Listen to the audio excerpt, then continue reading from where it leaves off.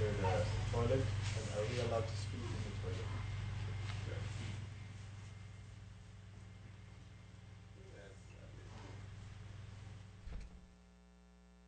On? It's not time. We had some questions. أعوذ بالله من الشيطان الرجيم بسم الله الرحمن الرحيم دستور على الإصعاد السيف سراب الله نعت والبعين وتؤذنا وتحال ونتريادا وتسلق حسبنا الله نعم الوكيل نعم المولى نعم الناصر. We're about to start the sohbah, then everyone starts moving. Once we say أعوذ بالله من الشيطان الرجيم, then everyone starts moving. Something to think about, isn't it? Before, when I say any questions, everyone so still, like angels.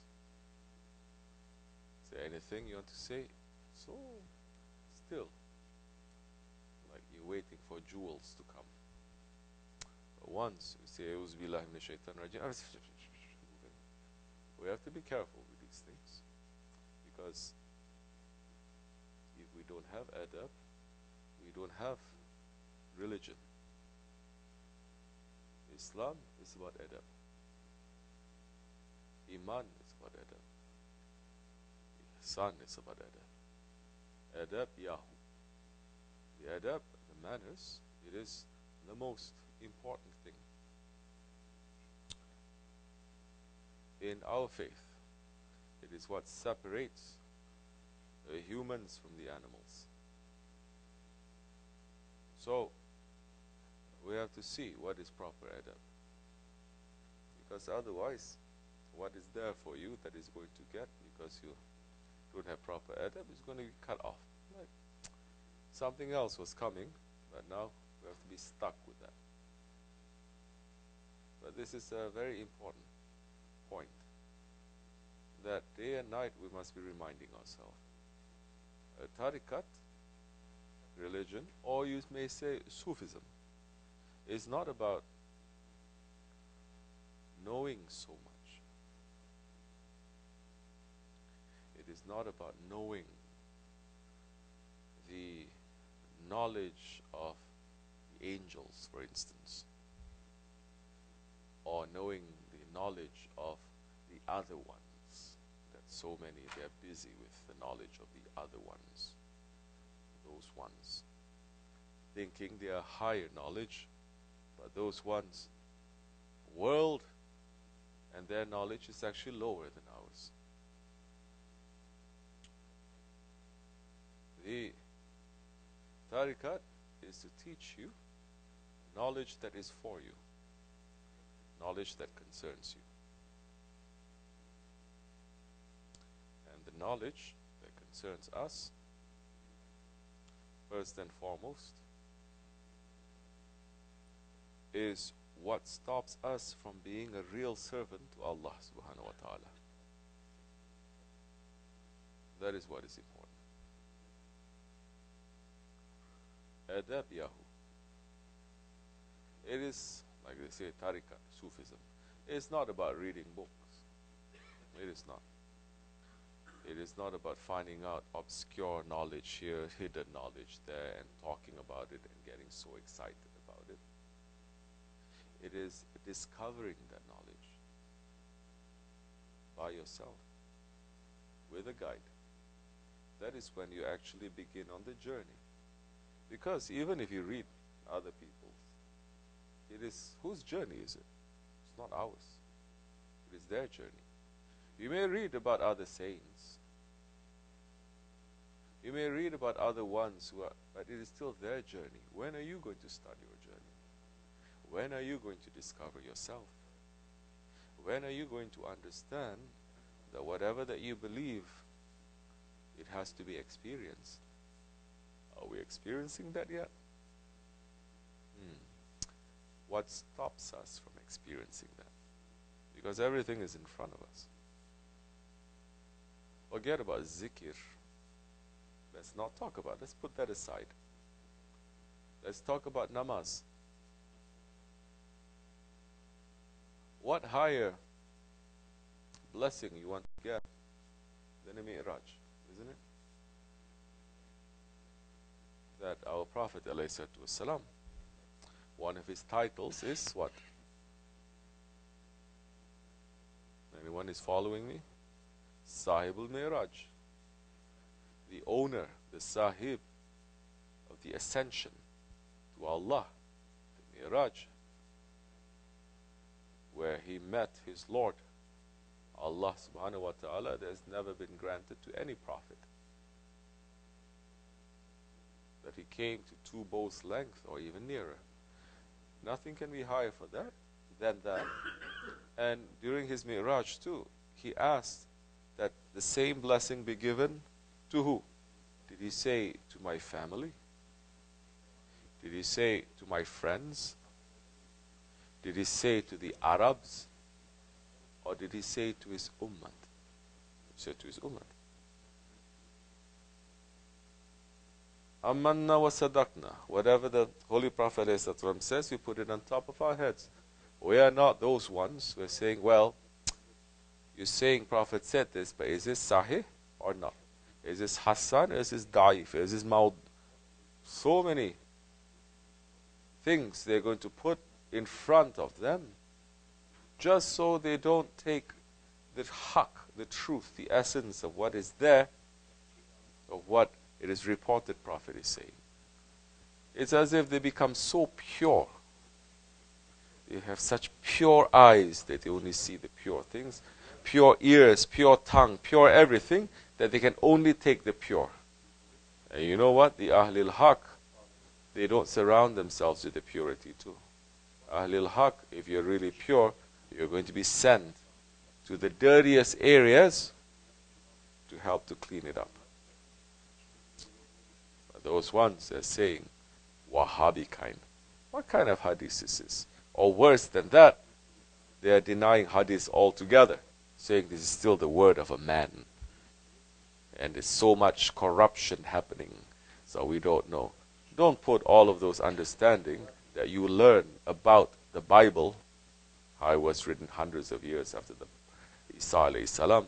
It was not even written by eyewitness accounts. That so many scholars, their own scholars, they are saying it, but so many people, they are fighting and making a huge deal about it, saying that no, everything is literal, everything in there is the word of Allah. Don't put that into Islam. It's not going to work. Because Islam, Iman, Ihsan, Tariqat, Sufism is not contained in books. If it is, it's lost.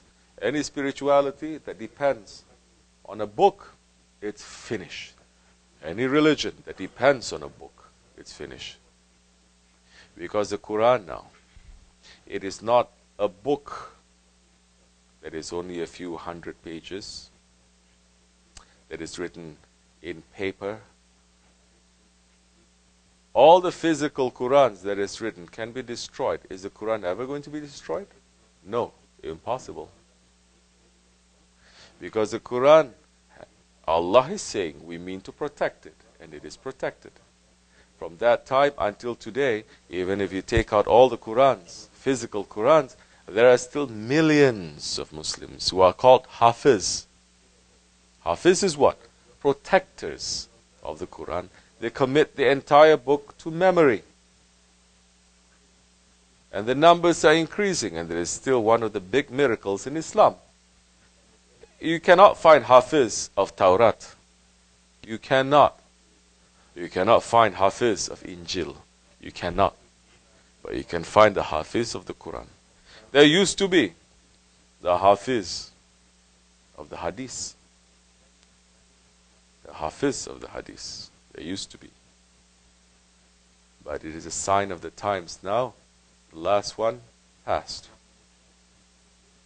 Because now our connection to the Prophet is broken. First fix that connection to the Prophet ﷺ, then our connection to Allah will be okay. If you're not fixing the connection to the Prophet, it's going to be broken. So what can be higher than the prayer, the namaz? Because the namaz, Holy Prophet ﷺ is saying, and we say, Amanna wa sadaqna. We hear, we believe, and it is true. The prayer, it is a mi'raj. The prayer, it is a mi'raj for the believers. So, if that is a mi'raj for us, and if we are really on the mi'raj every time we are praying, this whole world would turn into a paradise. Prophet does not speak anything but the truth. So there must be something wrong with the ummah. That the mi'raj is not achieved through the prayer. There used to be. It used to be those ones who are the friends of Allah, that they are open. And openly they're giving advice, not only to people, to communities, to world leaders too. The sultans, they are shaykhs. That the sultan has to come to bend down to kiss the hand of the shaykh. Not like today's shaykhs. They bow down to not sultans, presidents. That after 4 years, 8 years, they get kicked out. We're talking about the shaykhs in the past. That the sultans who are sultans for life has to bend down to kiss their hand. We've come to that situation now. So, Sufism, Islam, it is not tariqat, it is not contained in books. If you think you're going to get the secret of Sufism, of Tasawwuf, your secret to be found in books, then you still have some ways to understand what tariqat is. Tariqat means way. A way means you have to start walking, going on your way. You're not going to talk about it. You're not going to read about it. You have to start walking the way. Once you start walking, you're going to leave everything. So many people, they go on vacation. Before they go to vacation, so many of them, they do research about that country. They read everything they can about that country, isn't it? They buy maps about that country. They read the country's history. They read everything about the country. But once you enter into the country and you start walking, do you still have all those things in front of you? No. Why not? Why don't you have all the reading materials there? Because now you are there. You don't need that description. Maybe the only thing that you need is a what? It's a map. A map that is written by someone. Meaning the map is someone's guide to you, how to negotiate, how to navigate, how to walk that way. So for you to find out about your own way, how to walk that way, and the secrets that is there for you, you have to start walking. You have to leave the books. You have to stop reading. That is very, very, very difficult for 21st century people. We're talking about Muslims and non-Muslims. We're talking about believers and unbelievers who is interested in tasawwuf. Because they say the first thing you have to do is to read about it. But that's the complete opposite of what tariqat, Sufism is. You're supposed to leave the books, all the physical books, leave it, and you have to open up the book of your heart. And you have to find a guide that is going to give you the map. How from here to Mawla. And he's going to show you, take a turn through here. You cannot go straight because you're going to meet some in very dangerous areas.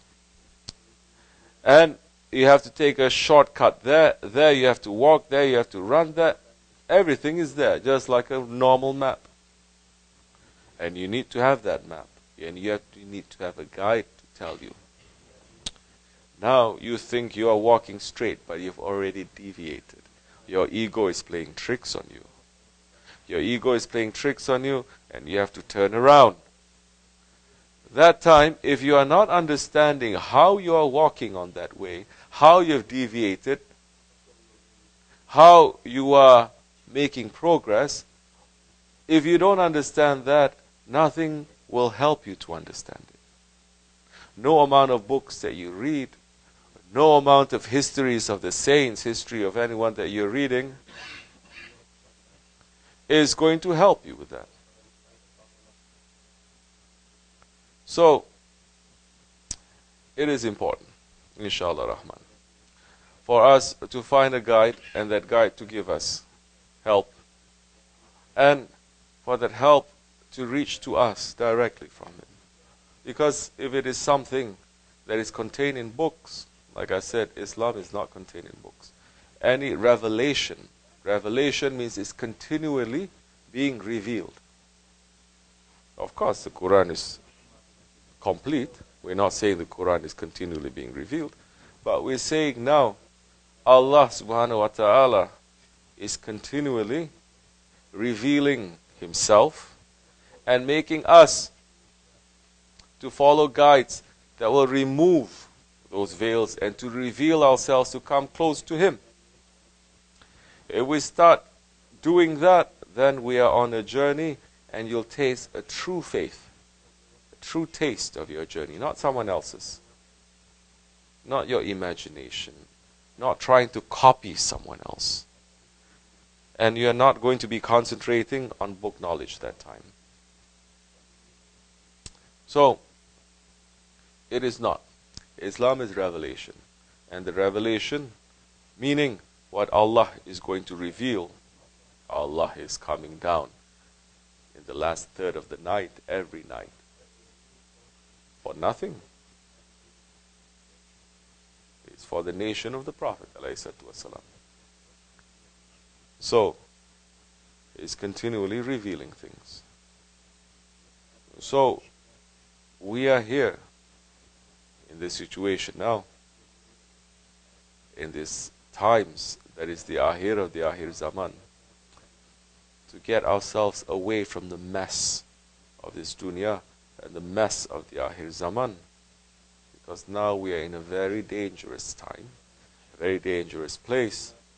Now it is time for us to move on that road without stepping on any landmines or explosives or any danger.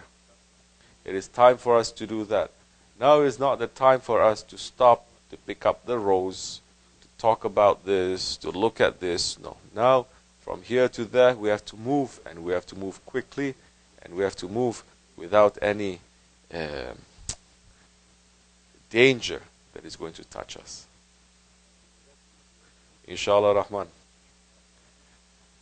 As long as we are holding on strongly to our Shaykh, Sahibul Saif, Shaykh Abdulkerim Kibrisi Rabbani, and holding on strongly through him to Shaykh Maulana, we were not going to deviate, inshallah Rahman. But we cannot underestimate our ego, and we cannot underestimate what our ego will do. Our nafs, and shaitan never sleeps, and he never stops trying to bring us and to trick us. In the presence of the saints, our ego and shaitan may enter. In the presence of the Prophet, it did not help the munafiqs. May Allah take away hypocrisy from us, inshallah. Amin Allahu tawfiq al-Fatiha. Amin. Assalamu alaikum. Okay. Any questions anyone has?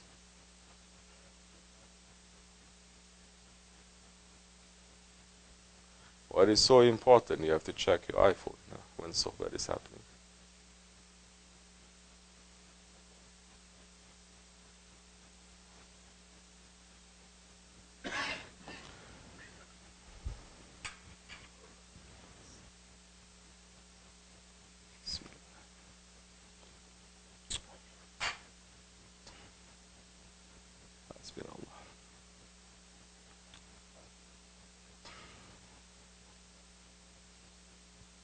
Yeah, say.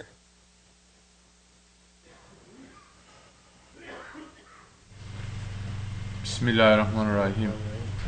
My friend is interested in Sufism, but I'm not sure she wants to become a Sufi yet. And I just became one within Sufism myself, so there is not much that I can tell her. Is there any good book that you can recommend for her and myself to read? You just mentioned that if she wants to read any books on Sufism, there are millions of books out there on Sufism. I'm not going to say don't read. Millions. All you got to do is go to, especially everyone is on the internet. They cannot be separate from internet, yani. 5 minutes they cannot sit down for the sake of Allah and to listen to Sohbet.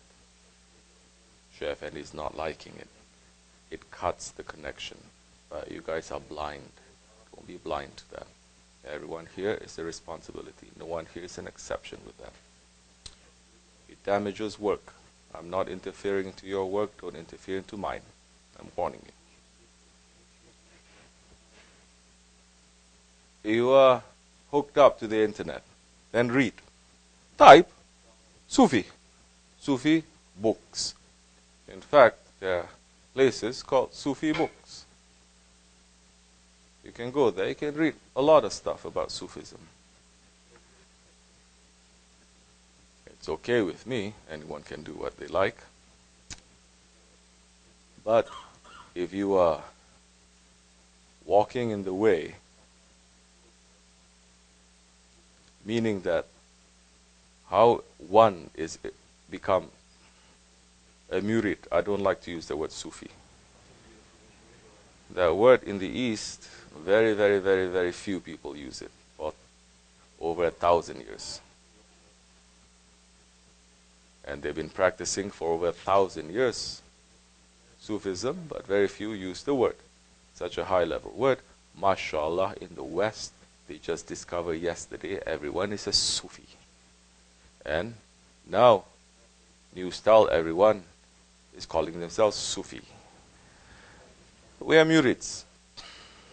We are followers of Shaykhs who belongs to Sufi orders, tariqats. And if you have manners, we should have manners, and certain sincerity, we say we cannot call ourselves Sufi. Sometimes you're going to say that just to make it easy for people to understand, then that's different. But if you say that you are following a tariqat, a Sufi order, then you must have taken initiation with a Shaykh. If you take initiation with a guide, then you may call yourself a murid. If you want to learn more about tasawwuf, Sufism, then go to your guide. Your guide will teach you. It's not books. If your guide says, read this book and read that book, I cannot say anything about that, but my guide is not saying that, so I will say, never I've heard him say that, and I've never heard Shaykh Maulana say it either. To learn about Sufism, you have to read this or you read that. So, find a Shaykh, then find a community. Then you'll be able to sit and you'll be able to learn what Sufism, what Tasawwuf is.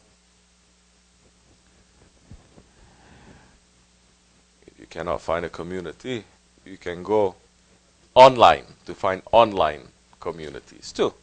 You have so many chat groups, right? But be careful, because now when you are entering into spirituality, yes, not everyone will be given the license to teach.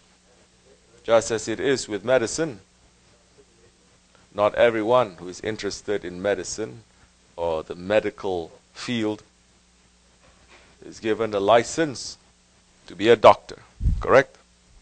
So the same thing with spirituality.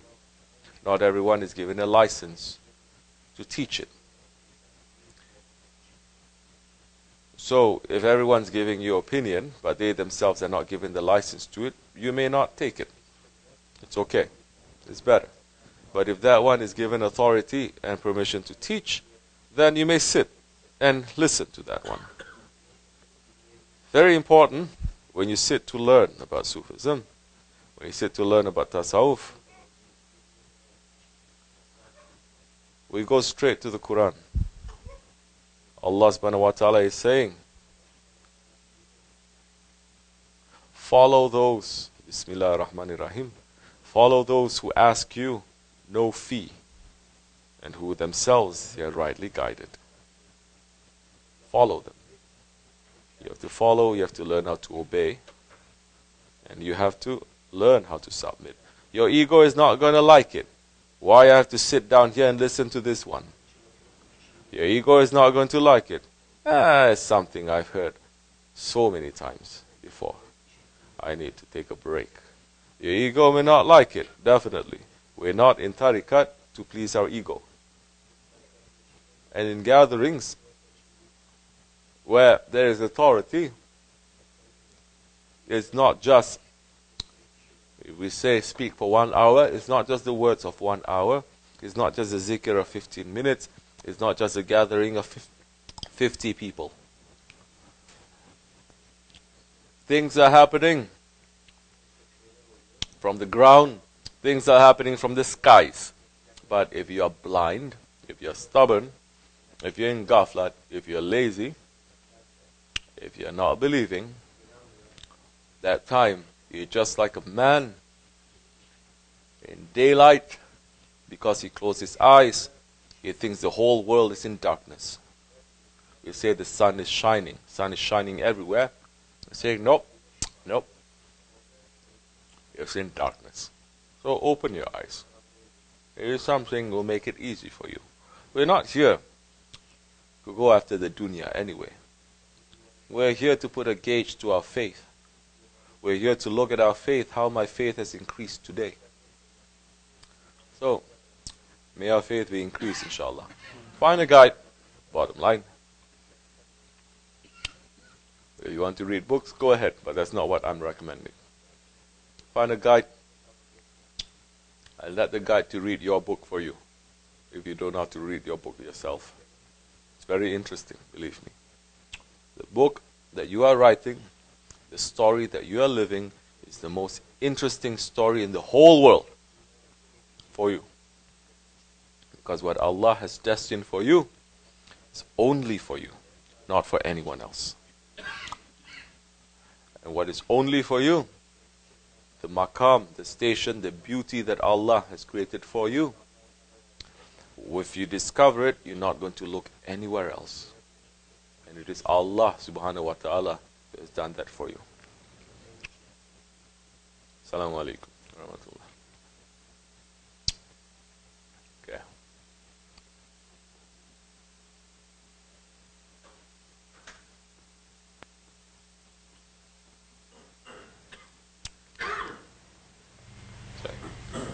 Bismillah ar-Rahman ar-Rahim. The Muslims today seem to be in a state of confusion regarding the signs of the arrival of Dajjal and Imam Mahdi. How do we differentiate between the true and the fake signs? Bismillah ar-Rahman ar-Rahim. You gotta make a decision who you're following. You cannot be following books. You cannot be following videos.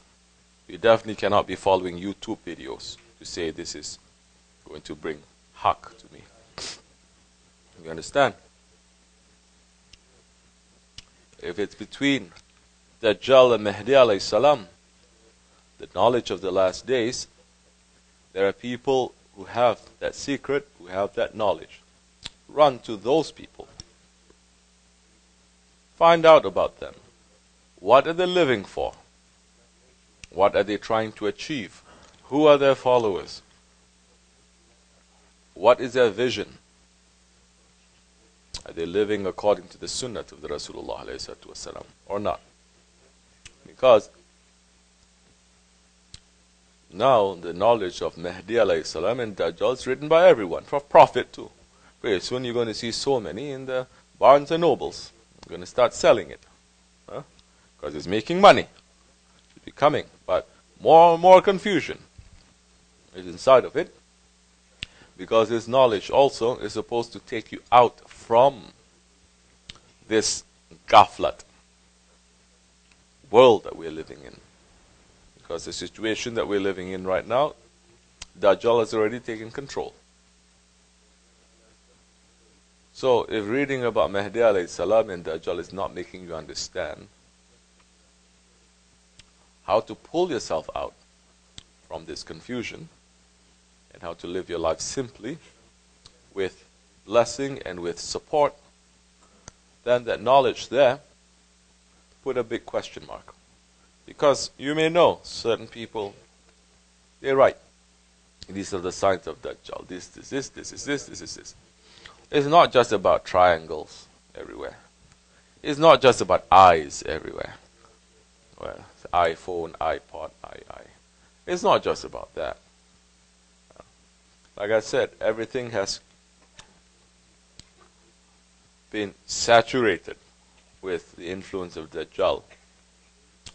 First, now, with everything, knowledge that you have, every knowledge that you have, you're going to ask, I know this knowledge. If I know this knowledge, and then what? What am I going to do? If you know all the knowledge, all the signs of Dajjal, okay, over here you see the symbol, it's Dajjal, over here, and then what? If you think, well, and then I'm just going to be a good person and this, no. It's not just that. Everyone can say that too. So now you have to find people who will have the blueprint in front of them to say, you know all the diseases. Now, these are the things, these are the ways specifically that you have to do to get rid of those diseases. Now, once you are well, it's not the end of the story to know the disease or to get cured from the disease. Now that you are well, there's work for you to do. There's something for you to do. Find those people who have the keys to these answers.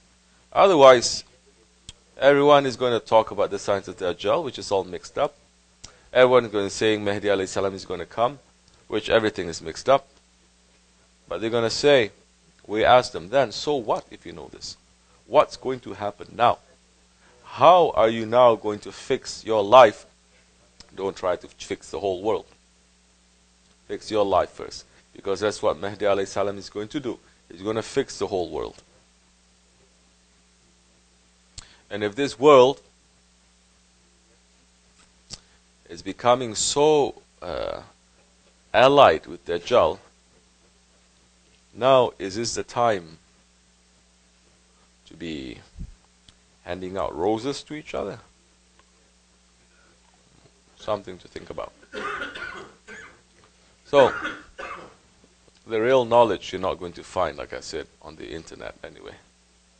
The real knowledge of that are the people who have to have the keys to that knowledge, and they may not tell you everything that you want to know. Because now they're going to say why you need to know, and if you have the answers, what are you going to do? How is it going to help you to become a better person? And if that one says, okay, now these are the things that you have to do to become a better person, no matter how much your ego is going to rebel and how much your ego is going to be proud and arrogant, stay with those ones. Better. Find Ahlul Haq. They don't just talk the talk like they say in America, right? What do? They walk the walk.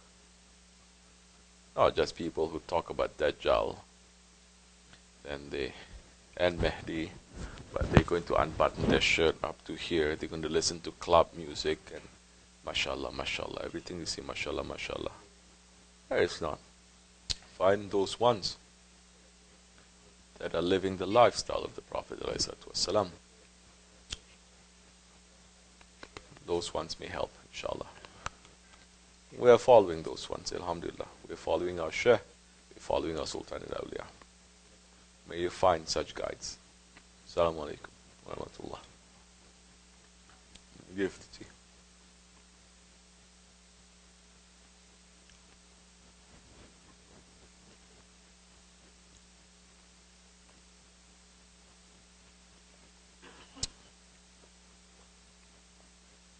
Say.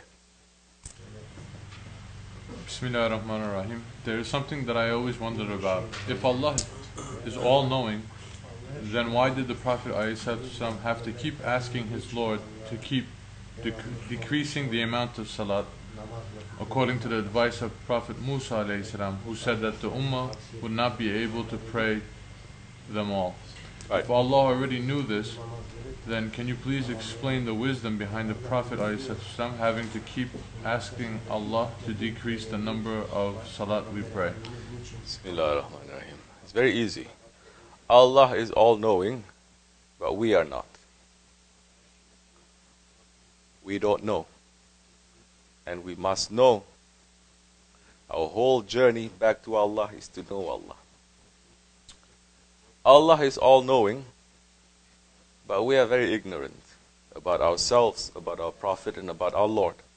And that exchange, where the Prophet ﷺ, he went back and forth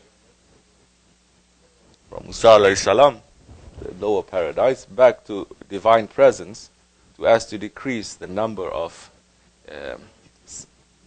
salats for namaz, number of times for prayers. It is to show us the mercy of our Lord. Number one. Because now, although it's been reduced to 5, the reward Allah is Karim. Whatever Allah has given, He never takes back. The reward for 5 prayers is the same as reward for 50 prayers. That is only given to this ummah of the Prophet ﷺ. Because, like I said before, the Mi'raj is not just for the Prophet. It's to show, because it's the Prophet of this nation. And it's to show how special this nation is because of the Prophet ﷺ. You understand? So the ummah must now think, now, the Prophet ﷺ, you think it is easy to go back and forth to divine presence? He is not doing it for himself. Again, he's teaching us. But he's doing it for his ummah. He is doing it for his ummah. And it is showing his love that he has for his ummah, and is showing Allah's mercy that he has for the ummah of his most beloved one, ﷺ. So, there are so many things that we have to understand in tariqat. There are so many things. I mean, we read so many things. But until you meet a guide, the guide can then unpack. Even simple things that you never see, suddenly it becomes, oh, that is the reason. It makes sense. I'm always wondering. Shaykh Efendi is one of those guides. He is the one for us. Our firm handhold to Shaykh Mawlana. And he said, so many things that happened in the lifetime of the Prophet ﷺ, with his sahabis, with his companions. It is not because they need to go through it. It is because we need to see those examples, those, what he says, rehearsals happening, so that all the subsequent generations, they can take wisdom from that. That is the reason. When Hazrat Umar radiallahu anh said, Ya Rasulullah alayhi salatu wasalam, I love you more than anything else in the world except for myself. And the Prophet alayhi salatu wasalam said, your faith is not complete, isn't it? Unless that one, unless you love me more than yourself. You think Hazrat Umar loves himself more than Prophet? Really? If you think that way, then that one is really ignorant or Wahhabi kind. But I've never heard any Wahhabi not liking Hazrat Umar. You think Hazrat Umar didn't love Prophet more than himself? Of course not. Hazrat Umar left his entire tribe, isn't it? He was one of the strongest, one of the bravest, take him out. One of the bravest, one of the strongest, one of the most influential, one of the most popular. He had everything. He left everything for the Prophet. Is this the behavior of a man who loves himself more than the Prophet?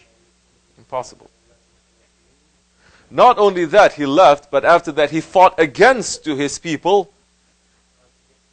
And he had people who were willing to die for him. He went against them. Is this the behavior of someone who loves himself more than the Prophet? That he went and he smacked, who is it, Abu Jahil or Abu Lahab? He smacked them. No one can even come close to these ones, and he smacked them. This is the one who is always standing up, giving his life for jihad in the way of the Prophet ﷺ, putting his life in front, protecting the Prophet. He's done that not one time. Every day in his life he's doing that.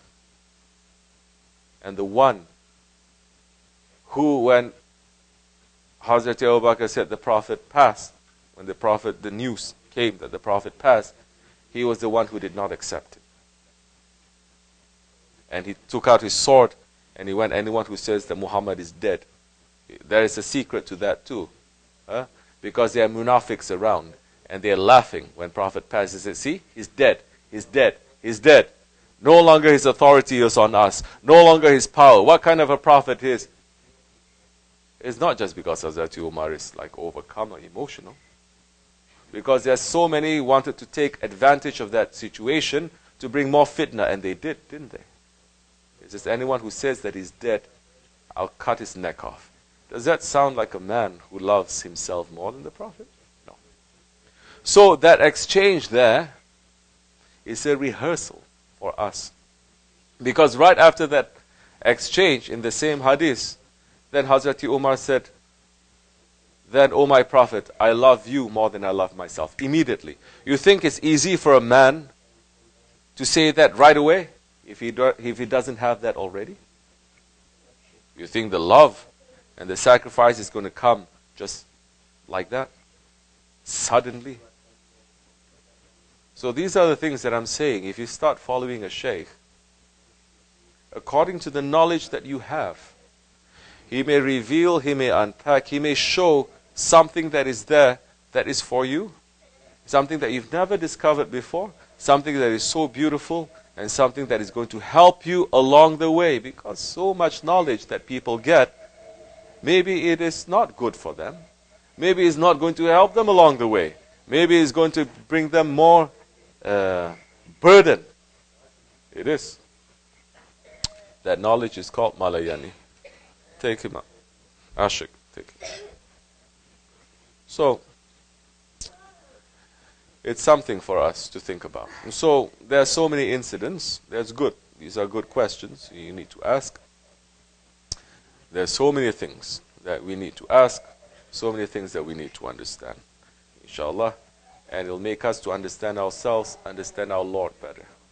Allah subhanahu wa ta'ala, He has given so much mercy to this nation. And He has shown us, but we need to be reminded of the mercy and the blessings that He has given us, that He has not given any other nation. Inshallah Rahman, we will understand it. Assalamu alaikum wa rahmatullah.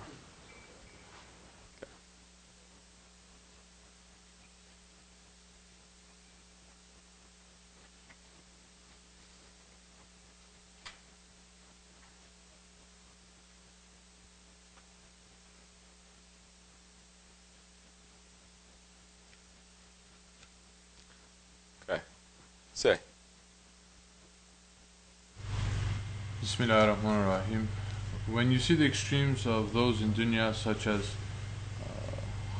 high power and personal luxurious lifestyles and plans being made that date up to 2050, and then when you see the extreme of Islam, such as the Dergahi, where people have given up everything in their lives, is it possible to balance between both of them?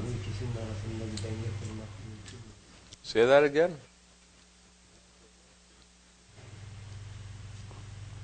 So you want to have your cake and eat it too? No. Say that again. Say the question again.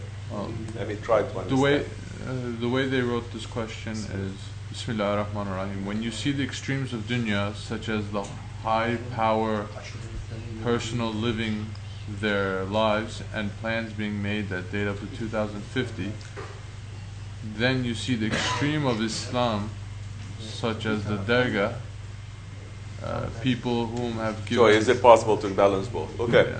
Number one, living in the Dergahi is not an extreme of Islam. It is not. And living out in the dunya to have a luxurious lifestyle is not another extreme of Islam. It is not. If you're trying to say people outside who live not for Islam, because you cannot have a luxurious lifestyle and live and making plans up to 2050, you cannot live like that. That's why there is zakat in Islam. That's why you still have to fast. That's why it is possible, it is important for Muslims to live in a community, to understand poor people around them, and to be able to help. If you are saying that you are a rich Muslim, and you're living in luxury without helping other Muslims, then you're not a real Muslim. It is not permissible that time to live like that. If you are saying that, who do we need to look at? If the balance between two, it is the Prophet ﷺ, then that is a correct way to look at it. Because whether it is the world teaching us this is extreme or this is extreme, or our understanding saying this is extreme and this is extreme, everything is not what Allah and His Prophet is saying. First you have to go back, clear up everything, and say what Allah and His Prophet ﷺ that they are saying. How one should live your life. What did the Prophet say ﷺ? How is it that we should live our life? Didn't he say we should live our life moderately? In moderation. Living in moderation does not mean now that you cannot have this whole world. You can be a billionaire, and in this country, especially in America, there's so many millionaires, but they don't live millionaire lifestyle. They live moderately. So you can own everything, you can own but you live moderately. In the old days, the sultans, the Khalifahs, especially the Ottomans, and some of the Mughal sultans, and some of the other in the other dynasties also, they have everything, but they live very frugal, very moderate lifestyle in their palaces. They eat simpler food than we eat, healthier food, and they live very simple lifestyle. They have a simple room that they live in. They don't live in luxury. So the key is to live moderately, but not according to how you're going to think moderate is, according to TV or books or your own imagination. It is what Allah and His Prophet and the Prophet's inheritors will tell you what is that moderate lifestyle to lead. Okay? So you can own, you can be a millionaire. Then that time, if you are just having the luxury just for your nerves, that is wrong. You can be a millionaire, but you live moderate lifestyle. Once in a while you have the luxury, but showing it is for Islam, that may be permissible also. It's not for you to decide. If you have a guide, the inheritors of the Prophet, they are the ones who's going to say, yes, now you are a sultan. Say you're a sultan of Brunei. Sultan of Brunei, he is Shaykh Mawlana's murid. Shaykh Mawlana is not telling him leave everything and come live at the Dergahi. He has a work to do there. So he has to show now the haybat of Islam. Sometimes he has to do some crazy things here and there too to deflect attention. Muslims must wake up to understand what is tricks and what is real. That is also allowed. If a person lives very poor, although he has millions, but he lives very poor, but it is not for Allah's sake, it is not to help Islam, but he lives poor because he's very stingy, that is also nafs, and that is also forbidden. So these two are extremes. Living in the Dergah is not an extreme. How many here can say that we live very poor conditions? None. Alhamdulillah, shukr. We have so much food, alhamdulillah. We have a lot of clothes to wear. We are living in luxury because we are comparing ourselves not to the millionaires and billionaires. We are comparing ourselves to those who have nothing. That is how a believer should live. When it comes to the dunya, what you possess, you should always compare yourself to those who have nothing, not to those who have something. This world is upside down. Television is showing only the rich people, so even if you're rich, they're showing richer than you. You'll never have satisfaction or contentment. And you'll always be stressed out. You'll never taste the happiness or the contentment that you have. But Islam is saying, for the world, look to those who have less than you. But for akhirat, for religious matters, for spiritual matters, look to those who are better than you. And this world is saying, when it comes to your character or how good you are, you must always look to the murderer, to the thief. That's why people say, well, I'm not a bad man. I don't kill anyone. I don't cheat. I don't steal. Yeah, it doesn't make you into a good person because you're not being put in that position to do those things. May Allah not test us. So, what is the balance now? We're not looking for balance. Huh? We're not looking at balance between dunya and akhirat. Especially if you are already in the way, in the path of Islam, in the path of tariqat. We're not looking for a balance of dunya. That's why Mawlana Rumi is saying, you're not finished with your duality. You're not finished with two. Reach one. Come to ahad. Come to oneness. Come to the one. Don't be split. Don't say there's this and there's this, so everything has to be this. No. Choose one.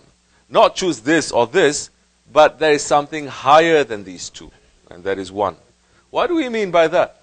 It's like someone saying, well, you know, we have a nafs and we have the spirit. Both are extreme. Shouldn't we balance the two?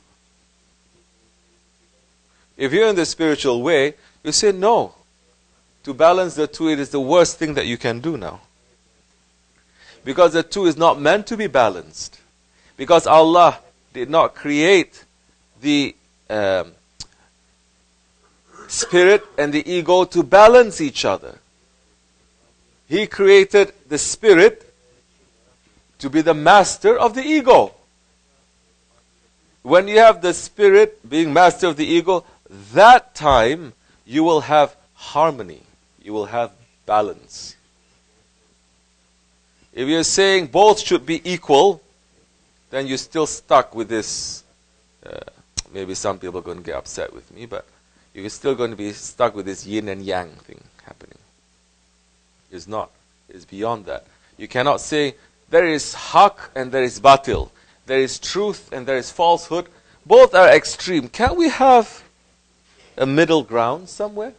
Can we ever say that? No. Haq is haq and batil is batil. So, now, these are the extremes of the life. What is the balance that we are looking for? We're not looking for balance. We are looking to live for the sake of Allah. And we're going to live we're looking to live according to the lifestyle of the Prophet ﷺ and his Sahabe Kiram with the help of a guide. If that is your one main thing, then it doesn't matter if you're poor or you're rich. It doesn't matter if you're a street sweeper or you're a sultan. It doesn't matter if you have a little or you have everything. You still have the main niyat, intention that you're living for Allah. You'll still live for Allah. It's not a matter of if you live in the Dergah, then you leave everything and you're living for Allah. So many people thinking that way, but we've seen after a while they crumble because they didn't come here for the sake of Allah too. But if you live for the sake of Allah, it should not matter what you have or what you don't have. Whatever you have, you'll use it for the sake of Allah, but the guide will be there to guide you. For some people, they have to be rich.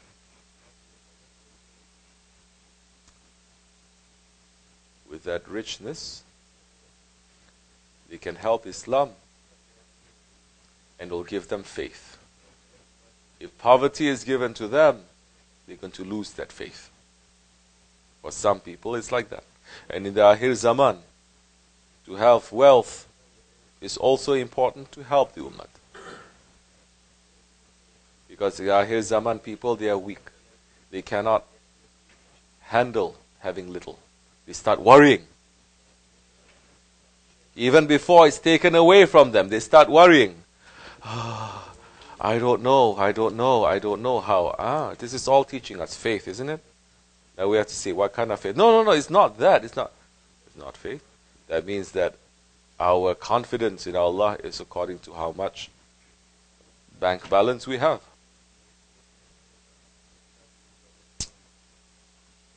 Should not be. Our faith in Allah must be strong. Our faith in Allah must be there whether Allah gives us or He doesn't give us. And our faith in Allah must teach us that we have to hold on to a guide and who will make us serve what we have for the sake of Allah. Whether we have a lot, still for the sake of Allah, that time you have balance.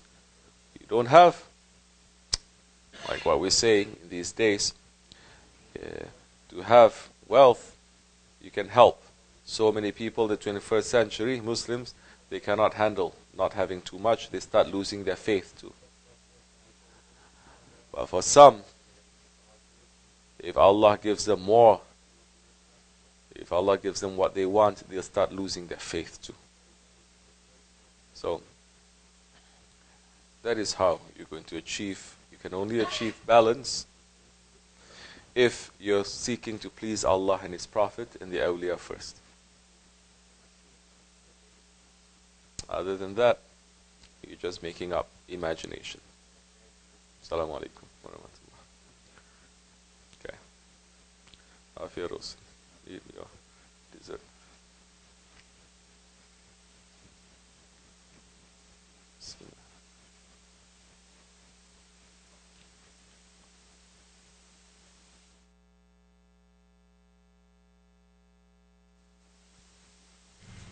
Bismillahirrahmanirrahim. Can a murid receive tarbiyah if they do not live close to their shaykh? Okay. Tarbiyah, for the benefit of those non-Muslims maybe if they're watching this. How you translate tarbiyah? Say, Arab speaker.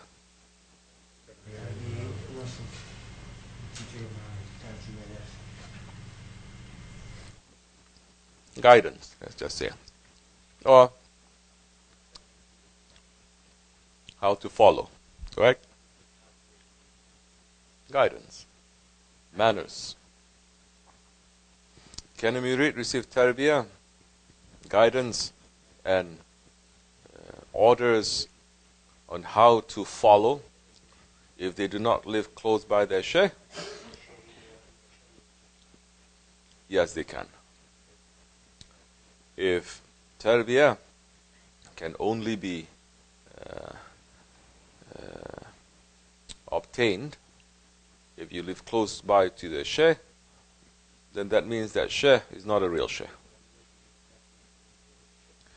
The shaykh is that one that for thousands of miles, according now to the murid, if that murid's antennas are working, he will send continuous signal, continuous tarbiyah, continuous guidance, and that murid is able now to pick up and to become a good one. If the murid is there next to his shaykh, and the murid can only receive guidance, tarbiyah, when he's next to his shaykh, then that time his connection is still not very strong, because he needs this physical proximity to his shaykh. Our Shaykh Efendi, This is beyond us now, physically, isn't it? It's beyond the mountain of Kaf. Did he ever stop his tarbiyah on us? No. Never. And we all feel that, especially here at the Dergah. Now, if you are talking different stages and different phases, then we say, yes, you can receive tarbiyah when you're very far away from your shaykh. What is the key thing there is for you to be thirsty, to be in love, to be passionate about serving your shaykh. That is key. If you don't have that key, nothing is going to open. Nothing. And that key is regardless of your distance. You can be close or you can be far. Same thing. A person who does not have that ashq, that love, that passion, he can be sitting and being with his shaykh for decades, eating the same food, praying, but his passion is not there, and we've seen so many too. Whenever they're coming, they put their head down. They're completely not connected, and it looks as if they're so humble. Then they go their way, year in and year out, and pretty soon next time we see that they disappear. There's no connection there. So, first stage is you have to have the passion. Now, when you have the passion is going to say, I must learn, but more important than that, I must start to serve.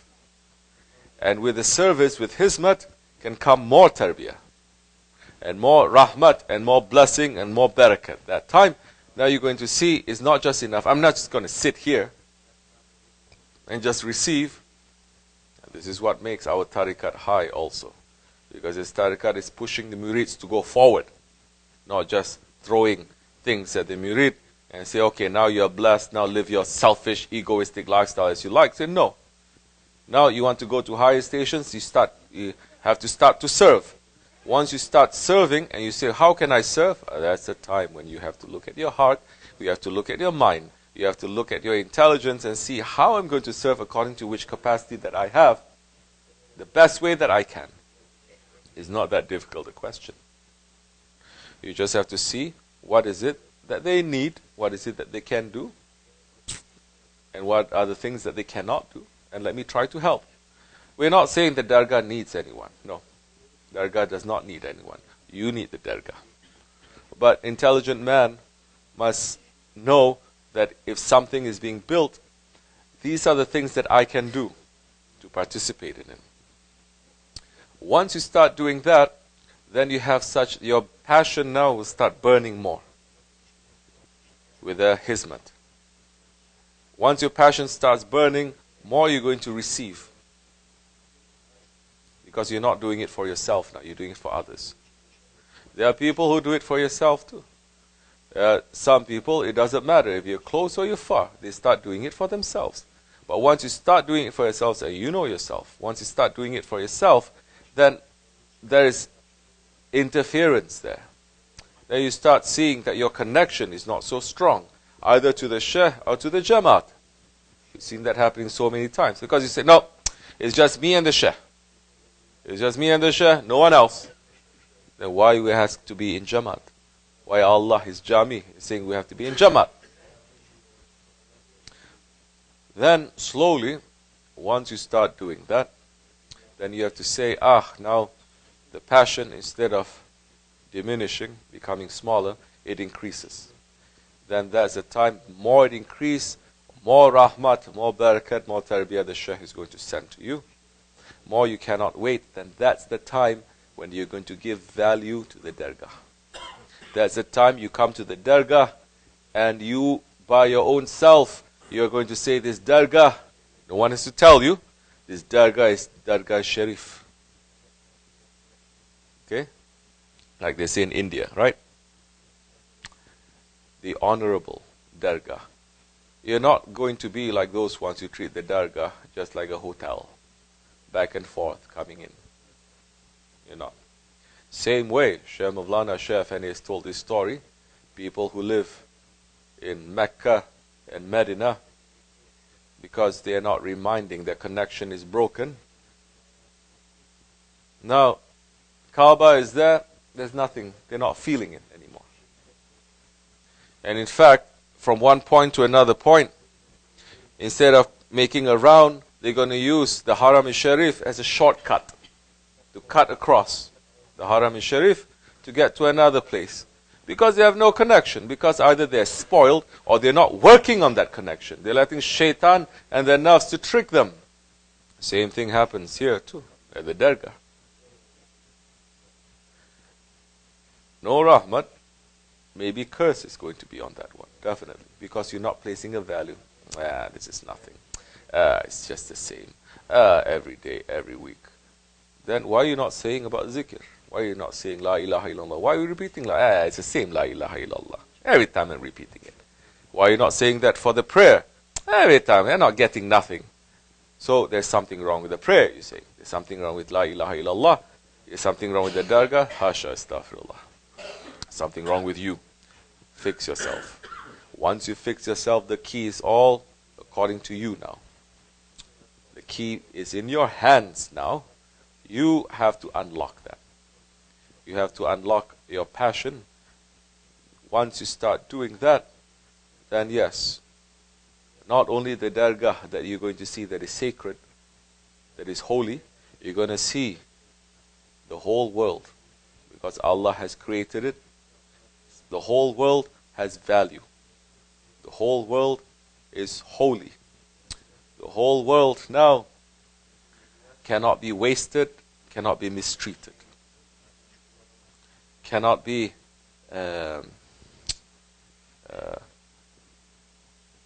you cannot use it, you cannot abuse it. Now your role is you have to take care of it. And that's the time, yes, you are going to see zikr everywhere. You're going to hear zikr everywhere. Because the whole world is making zikr. And that's the time you are going to have, you're going to be in the huzur.